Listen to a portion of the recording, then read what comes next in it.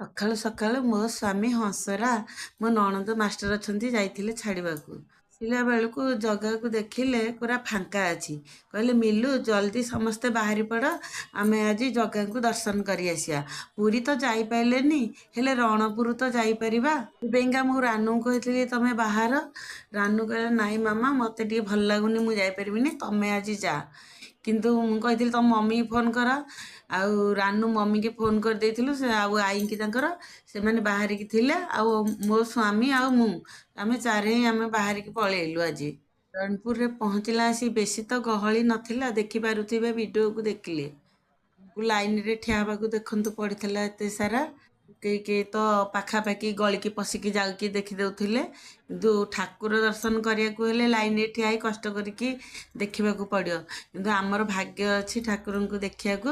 କିନ୍ତୁ ପୁରା ପାଖରେ ଯାଇକି ଆଜି ଦେଖିଥିଲୁ, ବହୁତ ଭଲ ଦେଇଥିଲା। ଠାକୁର ଦର୍ଶନ ଆମର ବହୁତ ବଢ଼ିଆ ହେଇଥିଲା। ଯେହେତୁ ଆଜି ଏକାଦଶୀ, ସେଥିପାଇଁକା ଏଠି ଦୀପ, କଦଳୀ, ନଡ଼ିଆର ଏଠି ବିକ୍ରି ଦି ସାଇଡ଼ରେ ଚାଲିଥିଲା। ଯଦି ଠାକୁରଙ୍କୁ ଦେଖିବାକୁ ହବ ତାହେଲେ 20 ଟଙ୍କା ଲେଖା ଜଣେକେ ଦବାକୁ ପଡ଼ିଥିଲା ଆମକୁ। ସେଥିପାଇଁକା ଆମେ ପର୍ସ କାଢ଼ିକି ଆଗ 20 ଟଙ୍କା ଲେଖା ହାତରେ ଧରିଥିଲୁ, ତାପରେ ଠାକୁର ଦର୍ଶନ କରିଥିଲୁ। ଟଙ୍କାକୁ ମାର ଗୁଳି, କିନ୍ତୁ ଆମେ ଠାକୁର ତ ଦେଖିପାରିଥିଲୁ ନା।